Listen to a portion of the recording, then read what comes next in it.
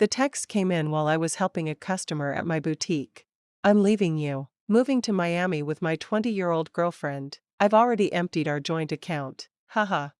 My hands didn't shake. My voice didn't waver as I helped Mrs. Peterson choose a scarf. The only hint that my husband of 12 years had just nuked our marriage via text was a slight tightening around my eyes.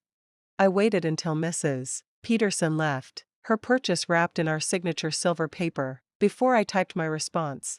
Good luck. My name is Claire, I'm 38, and I just received the most callous goodbye in history, while Mark was probably gloating over his grand exit. Imagining me in tears, I was calmly locking up my boutique for the day.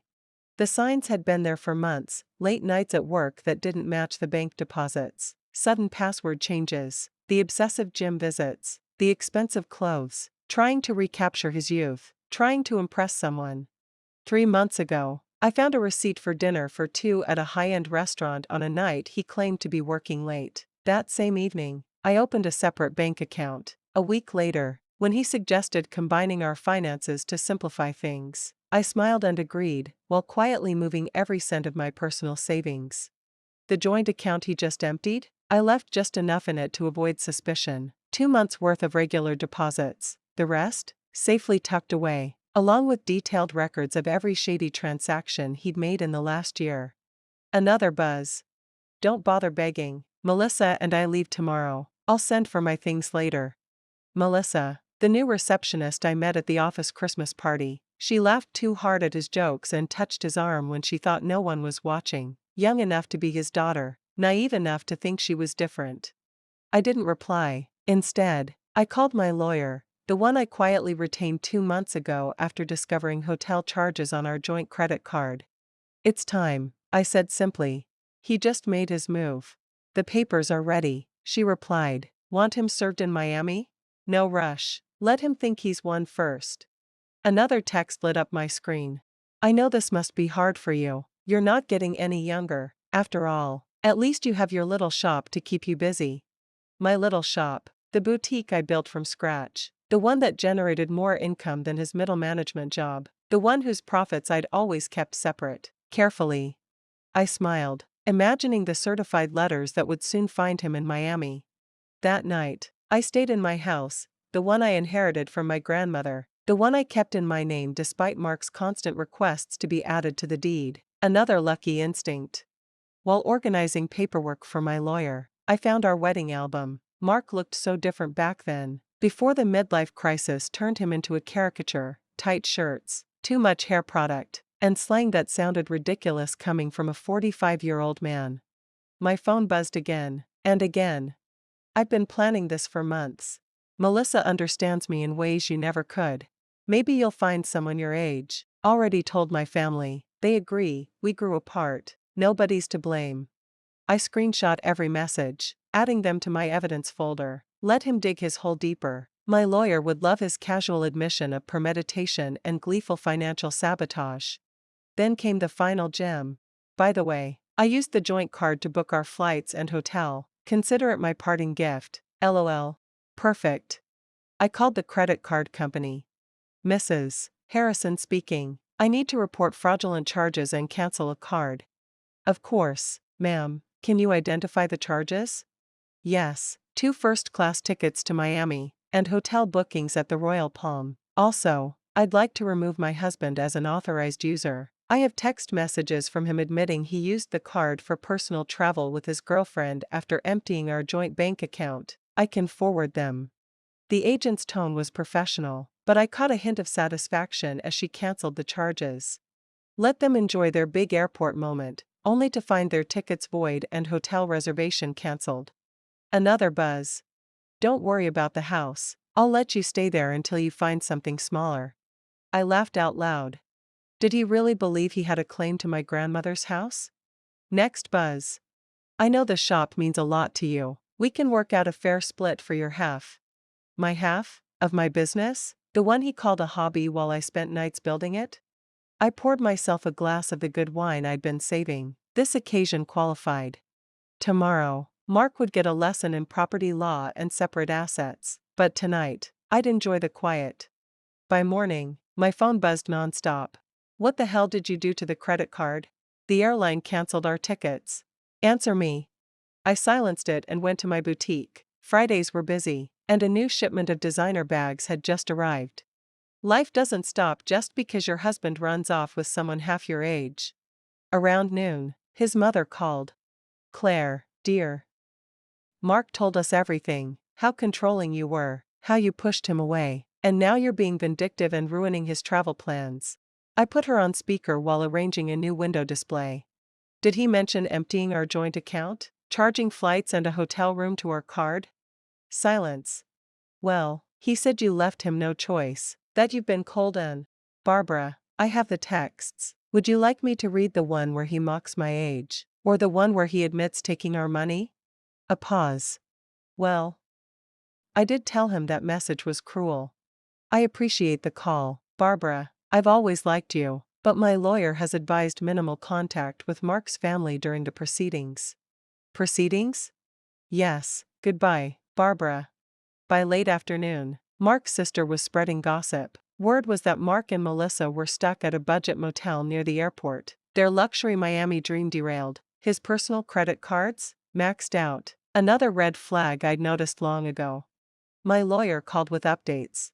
The emergency hearing is scheduled for Monday, given his admissions. We're in a strong position to freeze remaining assets. Has he been served? Not yet, but he'll get the papers at the motel. Also, his girlfriend's social media has been helpful. She's been posting nonstop, including some lovely insults about you. I smiled, thinking of my meticulous documentation, hotel receipts, suspicious charges, text messages. Mark had been so consumed by his dramatic exit, he never saw me quietly preparing for war. Another text from him? You think you're so smart. I made copies of the boutique's records. Half of that business is mine. I forwarded it to my lawyer. Let him learn about separate businesses the hard way. Sometimes the best revenge is simply being prepared. Monday's hearing was everything I could have hoped for. Mark showed up in designer jeans 2 sizes too small and a blazer that screamed desperation. Melissa waited outside, looking very young and very nervous. My lawyer presented our case with calm precision. Mark's texts about emptying the account, the credit card charges, the hidden expenses, all documented. Your Honor, his lawyer began, my client admits to some rash decisions, but Mrs. Harrison has been vindictive and calculating. Calculating? My lawyer replied, you mean prudent? She safeguarded her separate assets and tracked suspicious behavior. That's not vindictive, that's smart.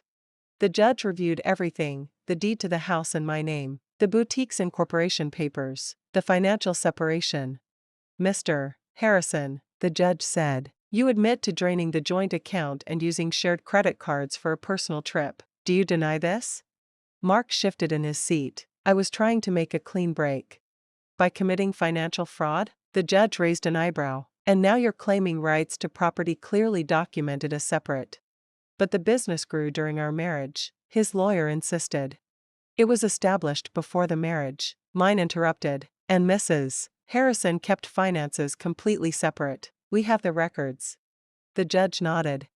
I didn't need revenge. I had preparation, patience, and paperwork. And that was more than enough. 6 months after the divorce was finalized, my boutique had expanded to a second location. The irony was delicious. While Mark scrambled to piece together a life he'd casually demolished, the little shop he'd once dismissed was thriving. I'd hired 3 new employees and launched an online store that was gaining national traction.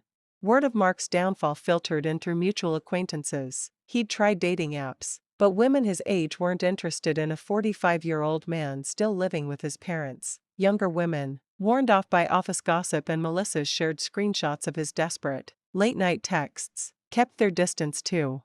His career had taken a similar dive. HR at his firm opened an investigation into his inappropriate relationship with Melissa, a subordinate. The promotion he'd expected? It went to someone without a track record of entanglements with the reception staff. When Mark claimed age discrimination, Amanda told me with a shake of her head, HR simply added the complaint to his growing file.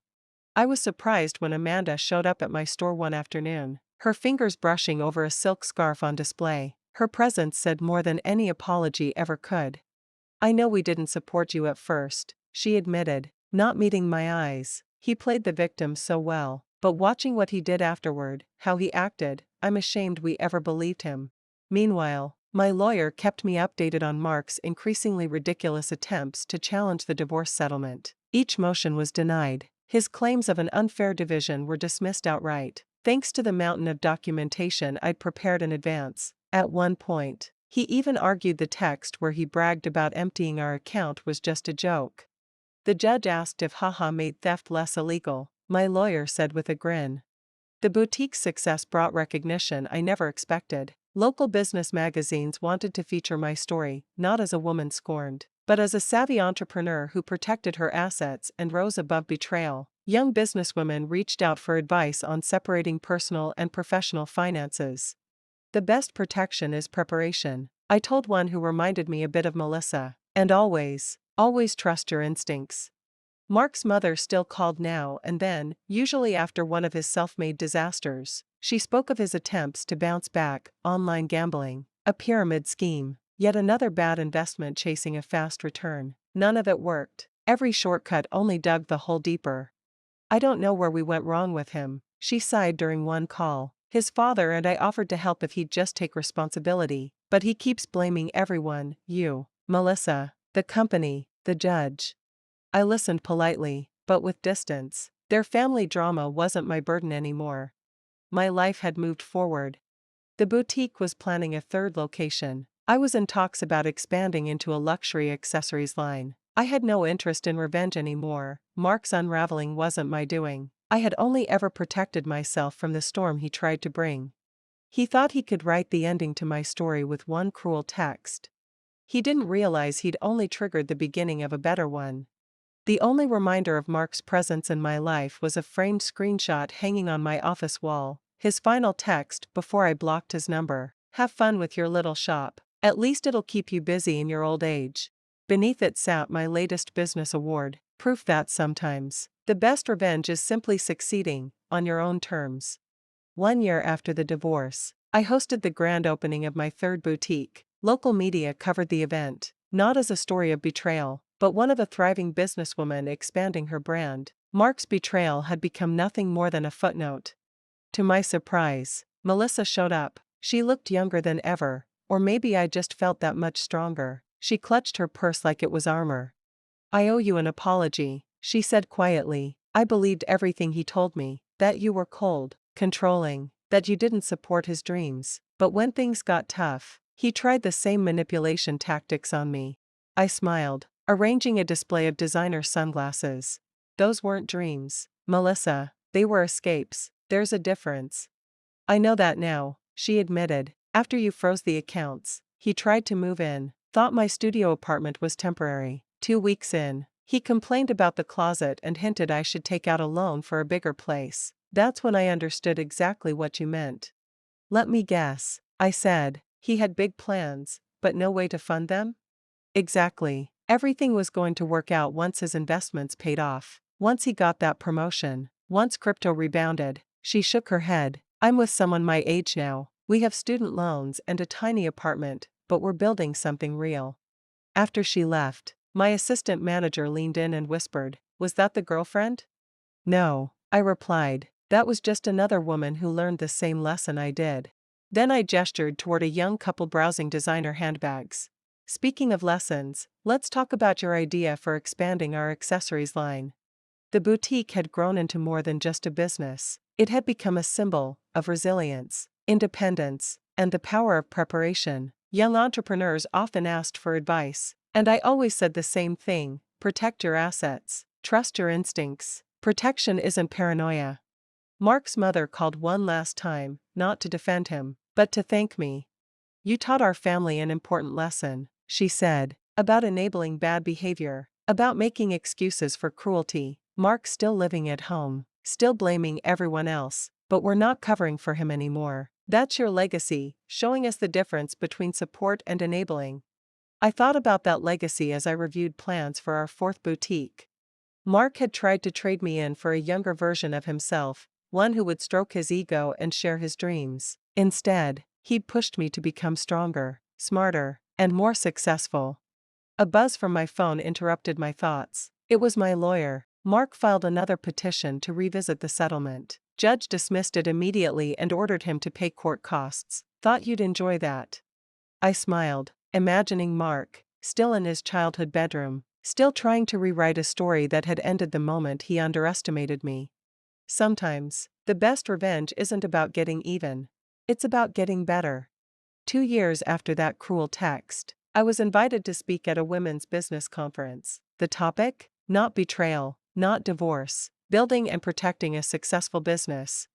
During the Q&A, a woman asked, "My husband says I'm being paranoid. He thinks marriage means sharing everything. What would you say?"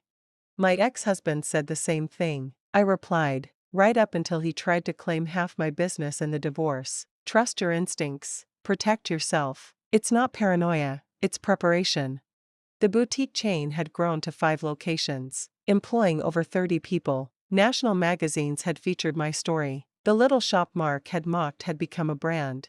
Through mutual friends, I heard Mark had finally moved out of his parents' house, into a tiny apartment above a garage. He'd lost his job during company restructuring and had to accept a lower-paying role elsewhere. His dating profile still claimed he was young at heart, though the photo was clearly from a decade ago. Ironically, Melissa had become a regular customer at my original boutique. She'd earned her business degree and started a social media consulting firm. "You inspired me," she told me once, "to build something real, something lasting, instead of falling for promises with no foundation." I still kept Mark's text framed in my office, not out of bitterness, but as a quiet reminder of how far I'd come. Below it hung a simple plaque: "Success is the best revenge." At the 5-year anniversary of my flagship boutique, I addressed my team and our loyal customers. The store had transformed from a single location into the heart of a thriving brand. Mark's mother attended, uninvited. She approached me after the crowd thinned. "I saw Mark yesterday," she said, smoothing a dress she'd bought from my store. "He was talking about his glory days, about everything he could have had, but he still doesn't understand. He didn't lose it in the divorce, he threw it away."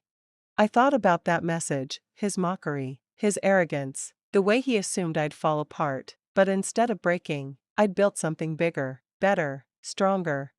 Each new boutique location stood as a monument, not to revenge, but to rebirth. The young saleswoman I'd recently hired, also named Melissa, approached me with a question about our new inventory system. As I guided her through the process, I caught my reflection in the boutique's front window. Not older, wiser, stronger, unapologetically successful. That cruel text message was meant to be the end of my story, but it turned out to be the beginning, for me. And for every woman who realized she deserved more than someone else's midlife crisis.